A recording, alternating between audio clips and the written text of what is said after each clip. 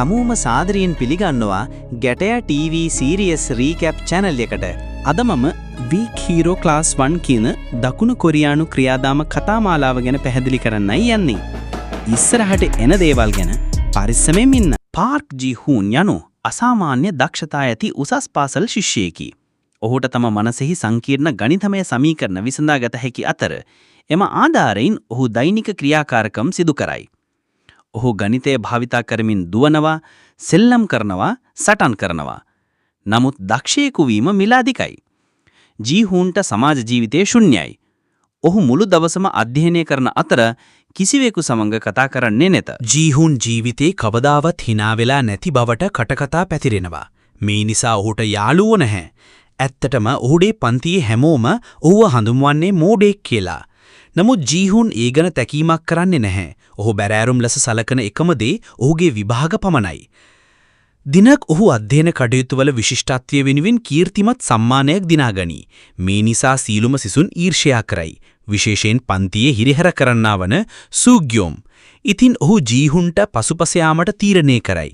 ඔහු ජී හූන්ට සෙරෙප්පුවකින් පහර දෙයි. සූග්‍යොම් ඒක අහම්බේනුනේ කියලා මවා පානවා කෙසේ වෙතත් ජී හූන් අලිගන්නේ නැහැ. ඔහු සරලව කියනවා ආයෙත් එහෙම කරන්න එපා කියලා. සූග්‍යොම් ඒක තර්ජනයක් විදිහට අරගෙන ඔහුට පහර දෙන්න සූදානම් වෙනවා. නමුත් ඒ මොහොතේම සමහර ජ්‍යෙෂ්ඨ පිරිමි ළමයින් පන්තිය ඇතුළට කඩා වැදෙනවා. ඔවුන් අන්සුහෝ කියලා කෙනෙක්ව සොයනවා පෙනෙන විදිහට එයාලගේ ගැහැණු ළමයෙකුට අන්සුහෝ විහිළු කරලා. ඊට පස්සේ අන්තිම බංකුවේ ඉඳන් උදාසීන පිරිමි ළමයෙක් නිින්දෙන් නැගිටිනවා. ඔහු තමයි අන්සුහෝ කියා හඳුන්වන්නේ. අන්සුහෝ තත්වයෙන් මිදෙන්න කතා කරන්න උත්සාහ කරනවා. කෙසේ වෙතත් ජේෂ්ඨයින් කිසිම තැකීමක් කරන්නේ නැහැ. ඉක්මනින්ම ඔහුට පහර දෙති. මුළු පන්තියම බියෙන් සටන දිහා බලා සිටින අතර අන්සුහෝ ඔවුන්ට දිගට හරහට පහර දෙන බව පෙනේ. නමුත් පුදුමයට කරුණක් නම් සංඛ්‍යාවෙන් වැඩි වුවද ඔහු තම ජ්‍යෙෂ්ඨ සිසුන්ට ක්‍රූර දඬුවමක් ලබා දෙයි. මුළු සටන පුරාම ඔහු දහඩිය දමන්නේ නැත. සියලුම සිසුන් අන්සුහෝගේ සටන් කලා කුසලතා ගැන මවිතයට පත්වී ඇත. නමුත් ජී හූන්ටේ අවසන් වනතෙක් බලා සිටිය නොහැක. මන්ද ඔහුට දිගටම ඉගෙනීම නොහැකි වන නිසා. ඊළඟ දවසේ සූග්‍යොම් සහ ඔහුගේ හිරිහැර කරන කල්ලිය නැවත ජී හූන්ව බියගැන්වීමට උත්සාහ කරයි. ඔවුන් ඔහුගේ පොත් සංගවා එය නොකලක් මෙන් මවාපයි. පසුව කලකිරුණු ජී හූන් ගබඩා කාමරයේදී ඔවුන්ට මුහුණ දී මේ කරන දේ නවත්වන ලෙස ඉල්ලා සිටිනවා. අවාසනාවකට මෙන් හිරිහැර කරන්නන් ඉක්මනින් ඔහුව කොටු කර ඔහුට පහර දෙන්න පටන් ගන්නවා. ජී හූන් මුළු පන්තියේ ඉස්සරහම නින්දාවට පත්වෙනවා. නමුත් ඔහු ඔවුන්ට කිසිම කරදරයක් කරන්නේ නැහැ. හිරිහැර කරන්නන් මේක දැකලා කලකිරෙනවා. ජී හූන්ව දුර්වල කරන්න කොච්චර උත්සාහ කළත් එයා ශක්තිමත්ව ඉන්න නිසා. නමුත් ඒ වෙලාවෙම සූග්‍යොම් අදහසක් ඉදිරිපත් කරනවා. ජී හූන් තමන්ගේ ලකුණු ගැන පමණක් සැලකිලිමත් වන බව ඔහු දන්නා නිසා ඔහු යෝජනා කරන්නේ ඔහුගේ විභාග විනාශ කරමු කියලයි. රාත්‍රියේදී හිරිහැර කරන්නන් රාත්‍රී සමාජ ශාලාවකට ගොස් දේශීය වෙලින්දෙකුගෙන් මත්ද්‍රව්‍ය කිහිපයක් මිලදී ගනී.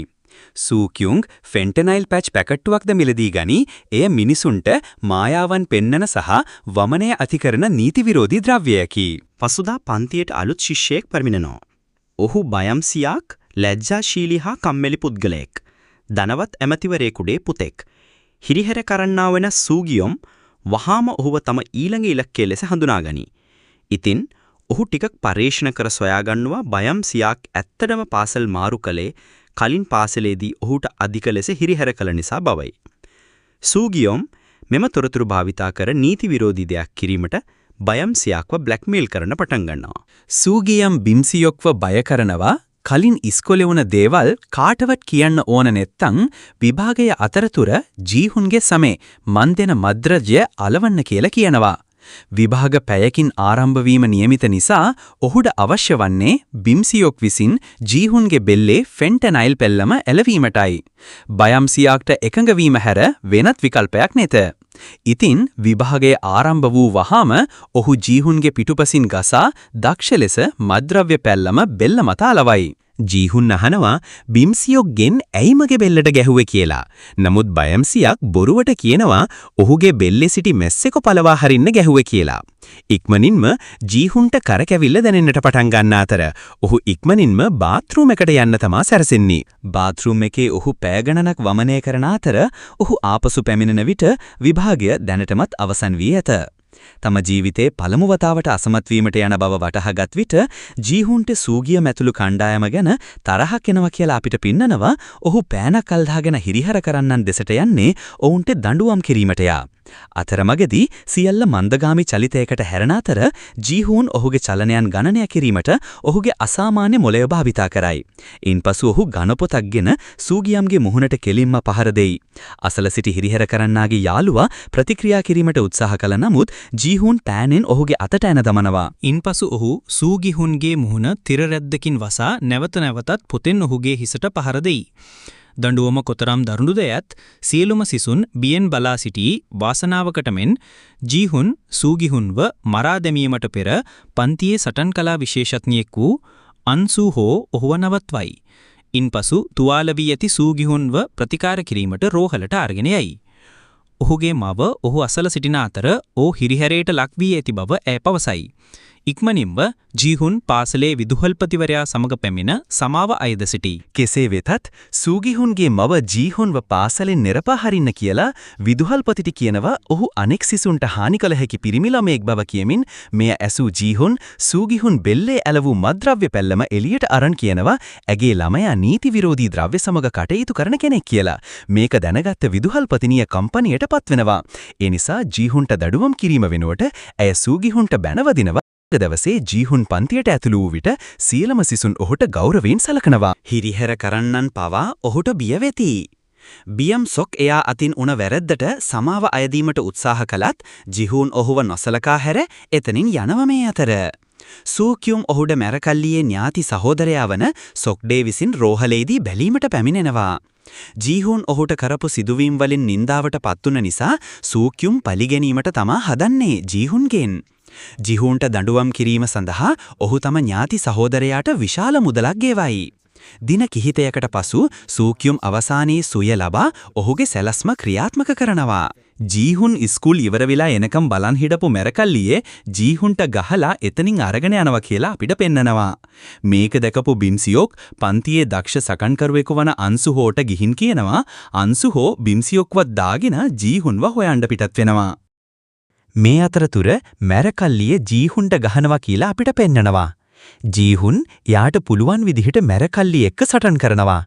හැබැයි කට්ටිය වැඩි හින්දා ජීහුන්ට තනියම මේ ඔක්කොටම ගහන්න අමාරු වෙනවා. මෙතනට එක පාරටම කඩාවදින අන්සුහෝ ඔක්කොටම ගහන්න පටන් ගන්නවා.